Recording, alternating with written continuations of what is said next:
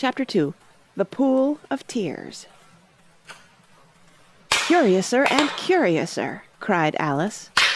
She was so much surprised that for the moment she quite forgot how to speak good English. "Now I'm opening out like the largest telescope that ever was. Goodbye, feet!" For when she looked down at her feet, they seemed to be almost out of sight, they were getting so far off. "Oh, my poor little feet! I wonder who will put on your shoes and stockings for you now, dears. I'm sure I shan't be able.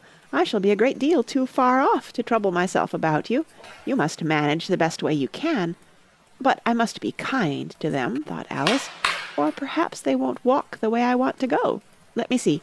I'll give them a new pair of boots every Christmas." And she went on planning to herself how she would manage it. "They must go by the carrier," she thought, "and how funny it'll seem sending presents to one's own feet, and how odd the directions will look. Alice's right foot, Esquire, hearthrug, near the fender, with Alice's love. Oh dear, what nonsense I'm talking." Just then her head struck against the roof of the hall. In fact, she was now more than 9 feet high, and she at once took up the little golden key and hurried off to the garden door. Poor Alice! It was as much as she could do, lying down on one side, to look through into the garden with one eye, but to get through was more hopeless than ever. She sat down and began to cry again. "You ought to be ashamed of yourself," said Alice, "a great girl like you." She might well say this. "To go on crying in this way. Stop this moment, I tell you." But she went on all the same, shedding gallons of tears, until there was a large pool all round her, about 4 inches deep, and reaching half down the hall. After a time she heard a little pattering of feet in the distance, and she hastily dried her eyes to see what was coming. It was the White Rabbit returning, splendidly dressed, with a pair of white kid gloves in one hand and a large fan in the other. He came trotting along in a great hurry, muttering to himself as he came, "Oh, the Duchess, the Duchess! Oh, won't she be savage if I've kept her waiting!" Alice felt so desperate that she was ready to ask help of anyone, so when the rabbit came near her, she began, in a low, timid voice, "If you please, sir." The rabbit started violently, dropped the white kid gloves and the fan, and scurried away into the darkness as hard as he could go. Alice took up the fan and gloves, and, as the hall was very hot, she kept fanning herself all the time she went on talking. "Dear, dear, how queer everything is today, and yesterday things went on just as usual. I wonder if I've been changed in the night. Let me think.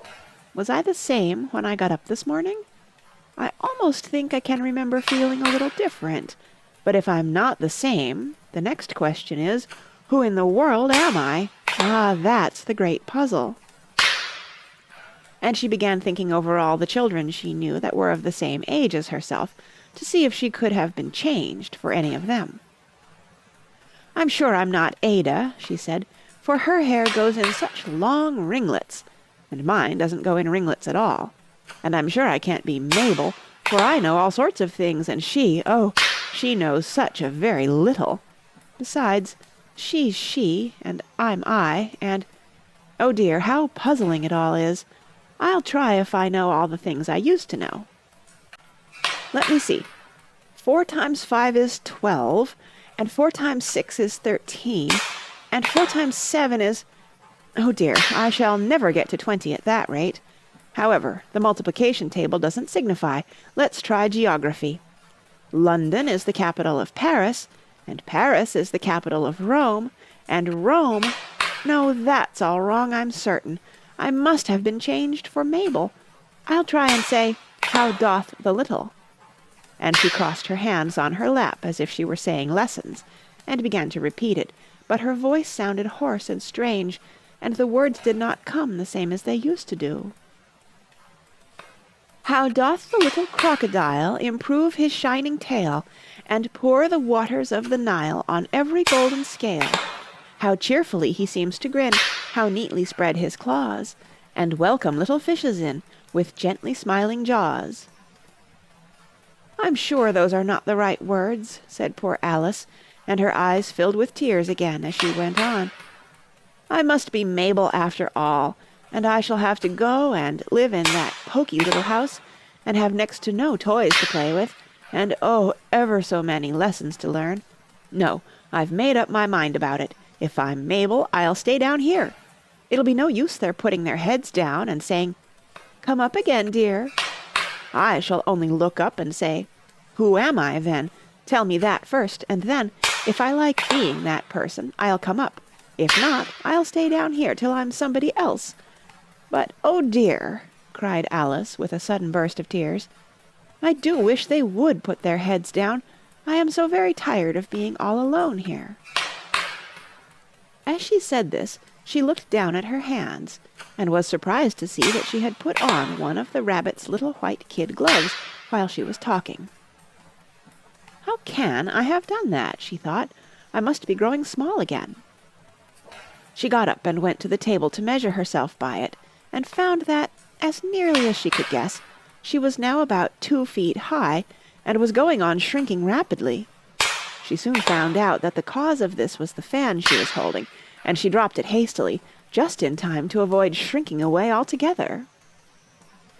"That was a narrow escape," said Alice, a good deal frightened at the sudden change, but very glad to find herself still in existence. "And now for the garden!" And she ran with all speed back to the little door, but, alas, the little door was shut again, and the little golden key was lying on the glass table as before. "And things are worse than ever," thought the poor child, "for I never was so small as this before, never, and I declare it's too bad, that it is." As she said these words, her foot slipped, and in another moment, splash, she was up to her chin in salt water. Her first idea was that she had somehow fallen into the sea, and in that case I can go back by railway, she said to herself.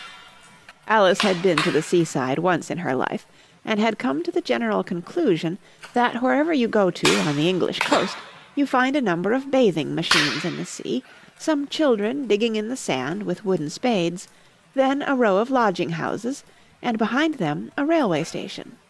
However, she soon made out that she was in the pool of tears which she had wept when she was 9 feet high. "I wish I hadn't cried so much," said Alice as she swam about, trying to find her way out. "I shall be punished for it now, I suppose, by being drowned in my own tears. That will be a queer thing, to be sure. However, everything is queer today." Just then she heard something splashing about in the pool a little way off, and she swam nearer to make out what it was. At first she thought it must be a walrus or hippopotamus, but then she remembered how small she was now, and she soon made out that it was only a mouse that had slipped in like herself. Would it be of any use now, thought Alice, to speak to this mouse? Everything is so out of the way down here that I should think it very likely it can talk. At any rate, there's no harm in trying. So she began. "Oh, Mouse, do you know the way out of this pool? I am very tired of swimming about here, oh Mouse." Alice thought this must be the right way of speaking to a mouse.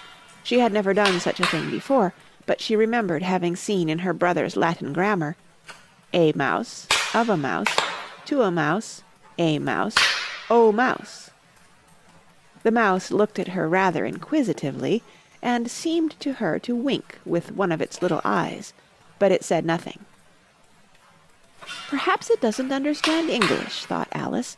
"I dare say it's a French mouse, come over with William the Conqueror." For, with all her knowledge of history, Alice had no very clear notion how long ago anything had happened.